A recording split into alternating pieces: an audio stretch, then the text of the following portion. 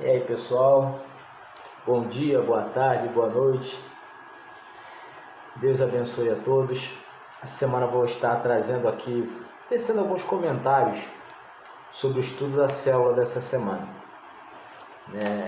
O tema desse mês, como já foi esclarecido pelo pastor Alexandre Marques, é alvos e prioridades.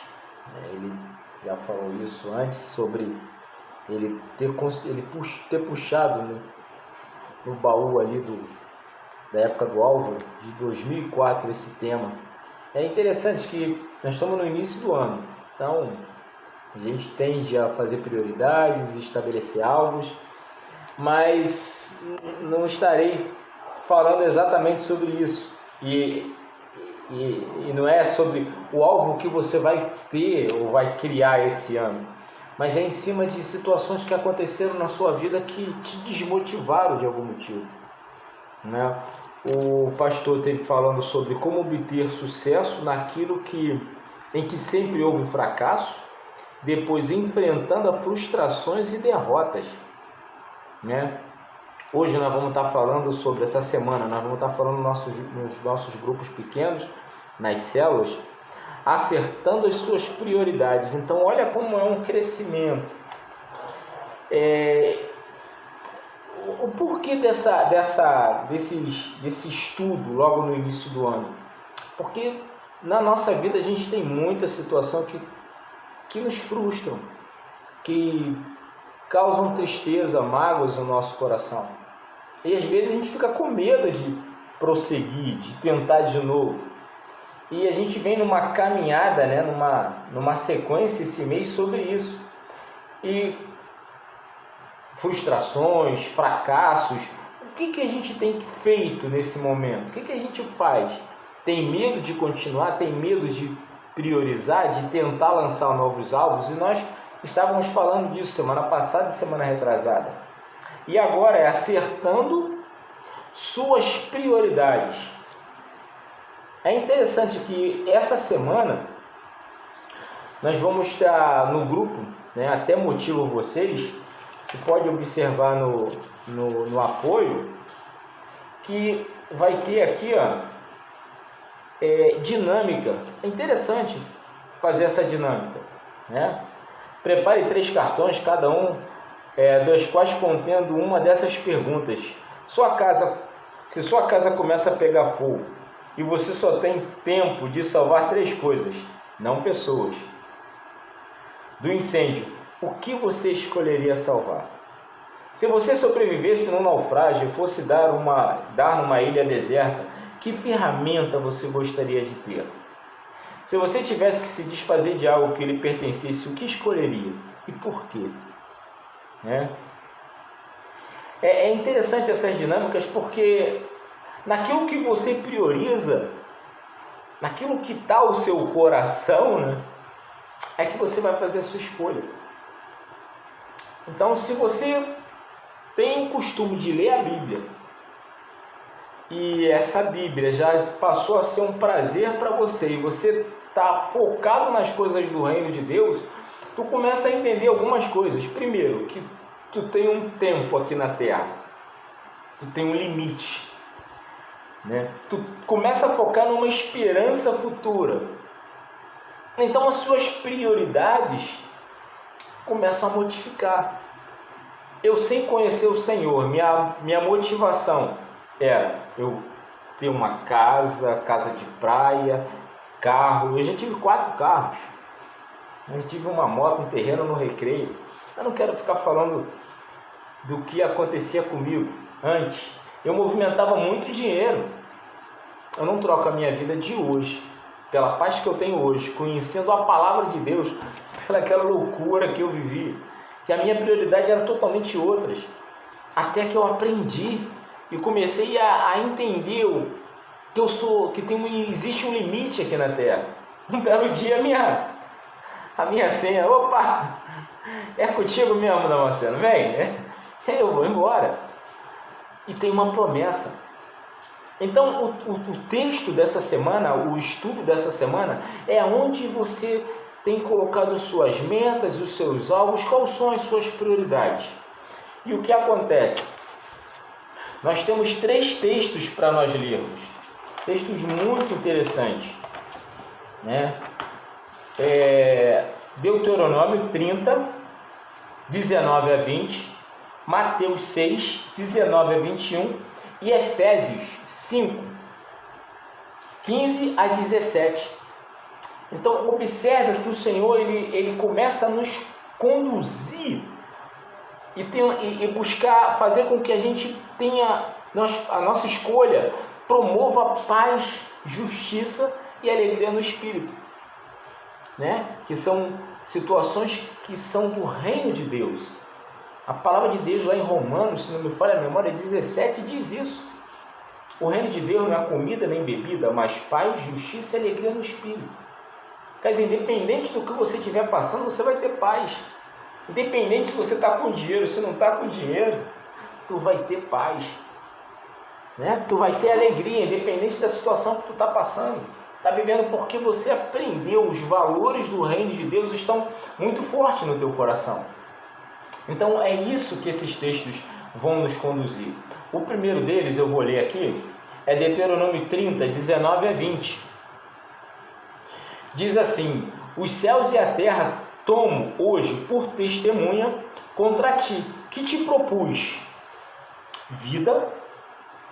a vida e a morte, a bênção e a maldição. Escolhe, pois, a vida, para que vivas, tu e tua descendência, amando o Senhor teu Deus, dando ouvido à sua voz, apegando-se a Ele, pois disto depende a tua vida e a tua longevidade. Olha a promessa de longa vida aqui na terra. Para que habites na terra que o Senhor, sob juramento, prometeu a dar a teus pais, Abraão, Isaque e Jacó. Então olha só, olha que interessante. O Senhor, Ele coloca diante de nós, Ele não nos criou como robô. Nós temos escolhas a fazer. Nós podemos escolher coisas que vão nos dar paz ou situações que vão nos dar aflições. Às vezes, os valores que estão dentro de nós, que nós aprendemos de repente na sociedade, ou que aprendemos com o nosso pai, ou com os nossos tios, com os nossos familiares, de repente são contrários ao que está escrito na palavra de Deus. E a gente começa a fazer escolhas que vão nos trazer apertos, vão me trazer confusões e vão nos colocar até doente. Situações de doença da alma, aflições, angústias. E o Senhor, Ele coloca sempre diante de nós: olha, eu não quero que você, eu não criei você como um robô para que você sempre... Não, Ele lhe dá o direito. Ele fala: escolha. Mas Ele fala que assim, olha, eu coloco diante de você vida ou morte, bênção e maldição, escolhe, pois, a vida. Mas como é que você vai escolher a vida? Ele fala assim: amando o Senhor teu Deus, dando ouvido à sua voz, apegando-se a Ele. Amando o Senhor teu Deus, dando ouvido à sua voz e apegando-se a Ele. 3 coisas. Mas como é que você vai amar o Senhor se você não o conhece? E para você conhecer, você tem que buscar conhecer. Tem gente que dentro da mesma casa não se conhece.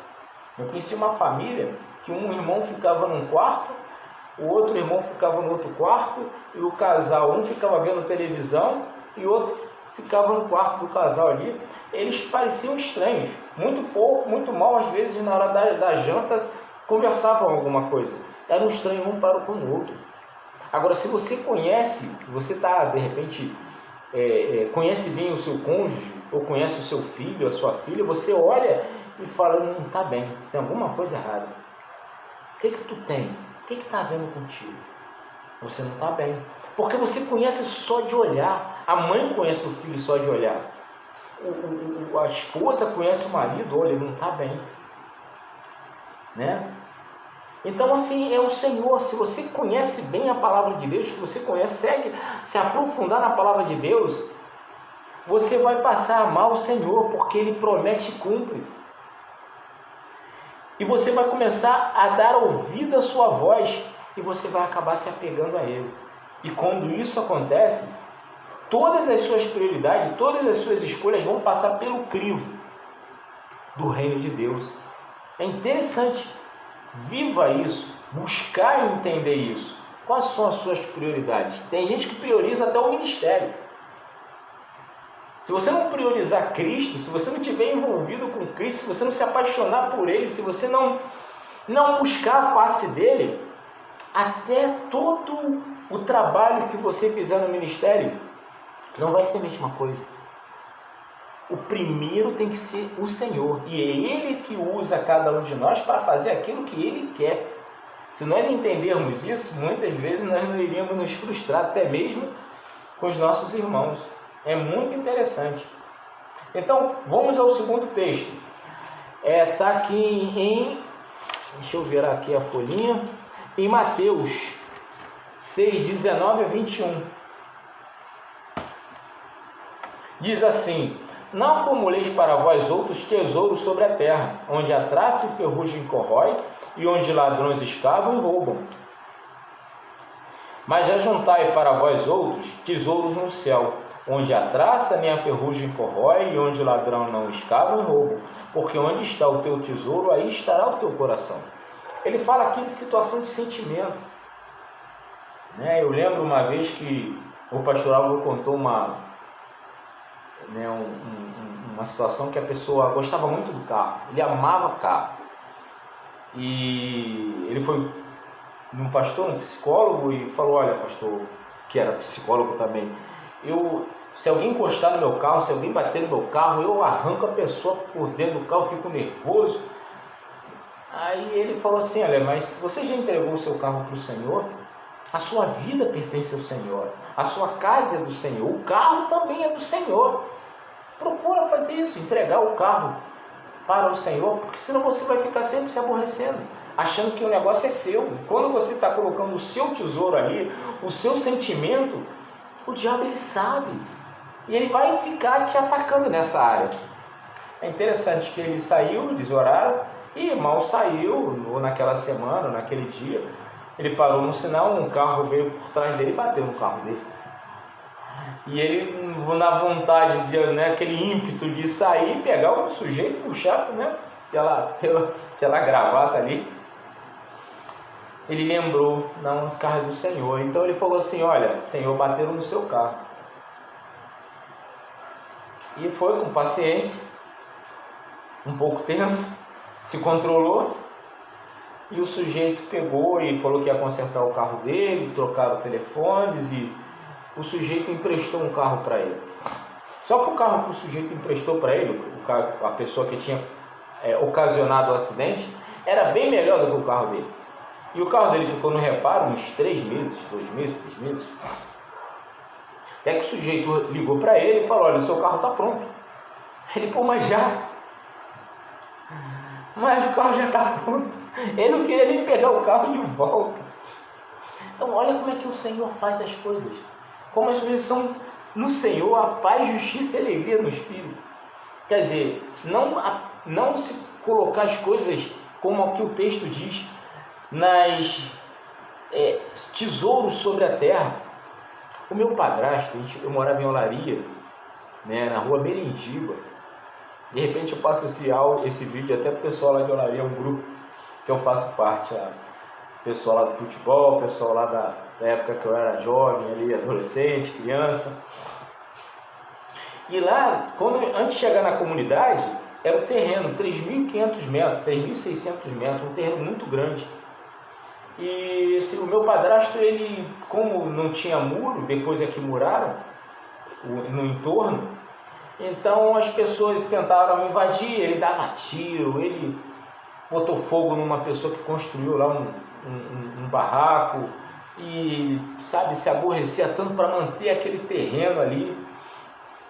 Eu sei que o tempo foi passando, fecharam tudo, meu padrasto faleceu, eu já não morava mais ali, meus irmãos também não. Eu tirei a minha mãe dali, que o lugar ficou bastante perigoso, e o terreno ficou lá. Hoje já invadiram. Então aquele aborrecimento todo não valeu a pena. Ele se aborreceu muito. Podia até ter morrido ali, ter levado tiro ali, sei lá. E acabou. Década de 70, naquela loucura, 80, 90, e tá lá o terreno. Então, quer dizer, tem coisas que, se a gente não priorizar o reino de Deus e a sua justiça, não rola. Então, quer dizer, cada vez mais que você conhece a palavra de Deus, você começa a entender da limitação do seu tempo aqui na Terra e dessa promessa futura. Então, pensa nisso, trabalha nisso e veja quais são as suas prioridades. Se você está priorizando muita coisa, não estou falando que você não pode ter bens, você pode ter bens, mas não coloca seu coração nesses bens. É diferente você saber que tudo que está em volta de você, a roupa que você veste, o carro que você tem, é do reino de Deus. Muitas vezes, como o pastor Álvaro, uma vez, numa pregação dele, ele falou: você acabou de cantar que é tudo seu. Uma música falava que é tudo teu, eu te entrego tudo. Ele falou: se você cantou isso como oração, então traz a chave do teu carro e coloca aqui no púlpito. Eu me lembro disso. Eu botei a minha chave lá no púlpito. Aí ele: você não tem carro? Então vem cá, bota a chave aqui, bota a chave da tua casa aqui. Você falou que era tudo do Senhor. Coloca a chave da tua casa. Você não colocou que a casa é aluguel, alugada, Então, fica aqui na frente, coloca a sua vida também do Senhor, coloca tudo, se entrega totalmente a Ele. E depois ele foi devolvendo, falou: olha, agora você entregou o seu carro para o Senhor, toma aqui a sua chave, vem aqui pegar a sua chave.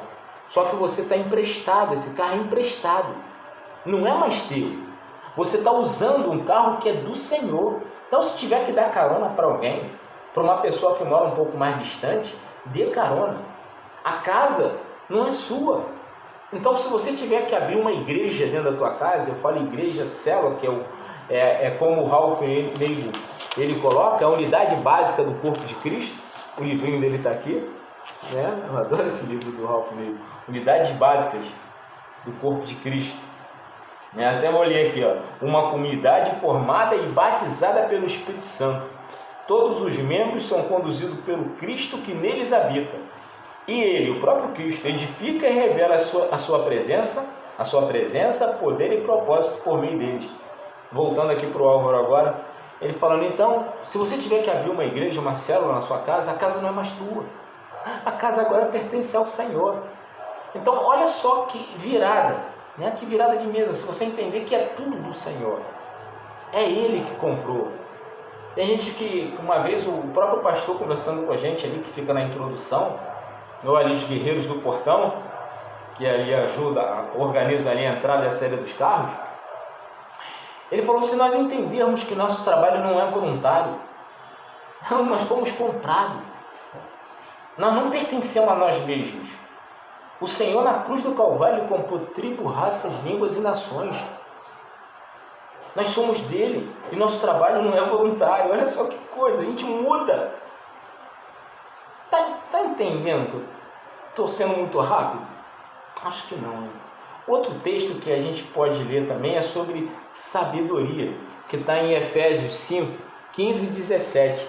Diz assim, Efésios 5, 15, 16 e 17. Pelo que diz, eu estou lendo um pouquinho antes. Pelo que diz: desperta tu que dormes, levanta-te de entre os mortos e Cristo te iluminará. Aí é o texto. Portanto, vede prudentemente como você está andando. Vede prudentemente como você anda. Não como nécio, e sim como sábios, remindo o tempo, porque os dias são maus. Por essa razão, não vos tornei insensatos, mas procuro compreender qual é a vontade do Senhor. Você procura entender qual é a vontade do Senhor? Tem gente que fica procurando ministério. Não, qual é a vontade do Senhor? Vou fazer a obra de Deus. Gente, calma. Olha a pregação do pastor Paulo, semana passada, O texto que ele leu foi de Miqueias 6. Miqueias 6, capítulo 6, versículo 8. O Senhor quer que você pratique justiça, ame a misericórdia e ande humildemente com teu Deus. Quer dizer, às vezes a pessoa procurando fazer muita coisa para o Senhor não é aquilo que o Senhor está querendo. De repente Deus quer usar você para falar de Jesus com uma pessoa. De repente que você vá numa casa para fazer uma oração, ou para que você participe assiduamente do grupo pequeno, e você, no momento que você puder orar por alguém naquele momento da reunião, ou de repente você está intercedendo com o seu grupo pequeno, você andando humildemente com o teu Deus. Porque uma coisa que o inimigo mais faz é fazer com que a gente fique soberbo. Costumo falar que o diabo ele atua de dois jeitos. É muita característica, e você pode notar esses dois extremos. Inclusive a palavra de Deus fala em John Piper, foi no dia 21, foi ontem, o pastor Marcos que passa, né, o John Piper, e em alguns grupos eu vi a palavra do John Piper.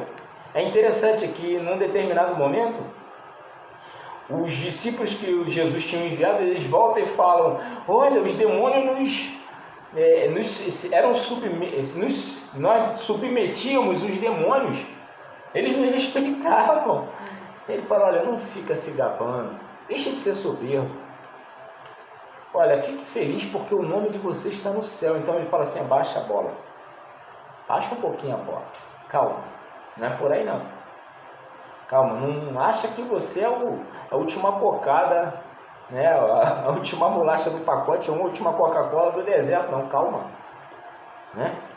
E do outro lado, o John Piper fala que ele tem um determinado momento que o Senhor Jesus fala assim: olha, se vos perseguirem, se caluniarem vocês por causa do meu nome, grande é o vosso galardão no céu, regozijai e fique feliz por causa disso. Então você sabe, ele já orienta a gente para esses dois extremos. Cuidado, para que o diabo não tente, você não caia na cilada do diabo, para que você fique soberbo e acha que você sempre tem que dar a última palavra, que você é o que sabe muito e tem sempre uma palavra de exortação. Cuidado. Aqui o texto que o pastor Paulo leu, ele falou assim: que ande humildemente com teu Deus. E ao mesmo tempo, olha, se estão te injuriando, se estão te caluniando, fique feliz também por causa disso, né? Cuidado com os tapinhas nas costas, né? Então, quer dizer, essas situações. Então, quer dizer, não adianta a gente pegar e achar que um ministério vai converter um montão de gente, vai acontecer aquilo, e de repente não é bem por aí.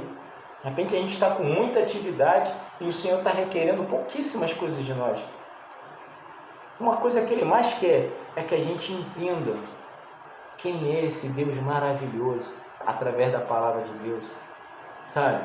No capítulo, em 1 João, se não me falha a memória, 1 João 5,14 diz assim: e esta é a confiança que temos para com Ele, que se pedimos alguma coisa segundo a sua vontade. Ah, pessoal, mas qual é a vontade do Senhor? Qual é a vontade do Senhor?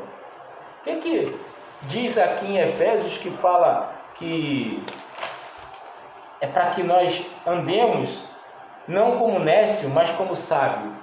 De onde que vem essa sabedoria? A sabedoria vem quando você começa a conhecer quem você é em Deus, e que a busca prioritária, como está no livro que nós estamos lendo esse ano todo, né? Um capítulo por semana, capítulozinho de 2 folhinhas pequenininhas, que fala para nós irmos para o lugar secreto. Para nós é o segredo de dizer sim, o segredo de ouvir a voz de Deus. Quer dizer, se nós priorizarmos a Cristo Jesus e colocarmos Ele como prioridade, nós vamos começar a ouvir a voz dEle e saber a paz que Ele pode promover, e a gente está no lugar certo, na hora certa. De repente, num determinado momento, no grupo da célula, ou de repente sendo usado numa portaria da igreja, ou no portão, na manobra ali dos veículos, ou de repente no púlpito, levando uma palavra, ou de repente trazendo uma palavra de conforto através de um áudio para o irmãozinho, ou trazendo uma palavra de conforto os irmãos que estão em lutas. Tem muita gente em luta nesses dias. Então a igreja do Senhor, ela pode se movimentar, trazendo uma palavra. Quantos enlutados hoje, né? Que nós temos que orar para que Deus traga conforto. Tem situações aí, Celso perdeu há pouco tempo pai e mãe, nós perdemos aí a Vandinha, o Paulo, o Dudu, e nós, sabe, o corpo de Cristo se movimenta em clamores e orações para trazer conforto, a mãezinha do Flávio, e assim vai, a Tereza. Então, a gente se movimentando em clamores ao Senhor, em oração, sabendo que as nossas orações chegam e são colocadas em taças. A Bíblia fala que são como incensos, e o anjo do Senhor pega esse incenso, vai até o altar, no capítulo 8 de Apocalipse, e coloca a brasa e joga sobre a terra, em resposta às nossas orações. Hoje, clamores que nós temos que fazer aos enfermos, ao Wagner, ao Manuel Carlos, e a igreja se movimentando, sem a necessidade da gente achar que nós temos que, sabe, fazer coisas de forma tremenda, não. Voltando ao pastor Paulo, ande humildemente com o Senhor, ame ao Senhor. Está escrito aqui, ó, pratique a justiça, ame a misericórdia. O que é amar a misericórdia? Amor não é só um sentimento, amor são atitudes. Você tem tomado atitude de misericórdia?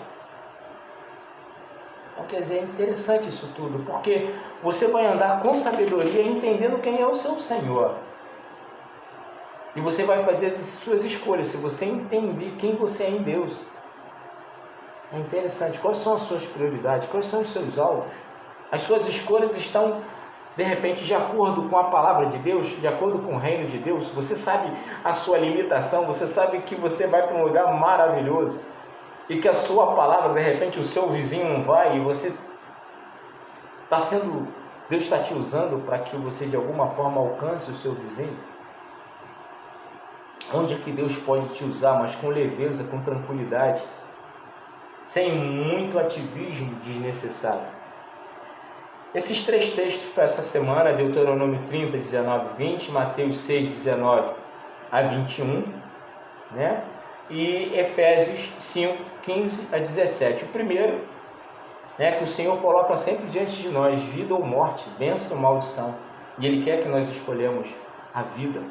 E Ele faz alguns requisitos: ame ao Senhor, dê ouvido à sua voz, ande com Ele, apega-se a Ele. Isso depende, a bênção ou a maldição, a vida ou a morte.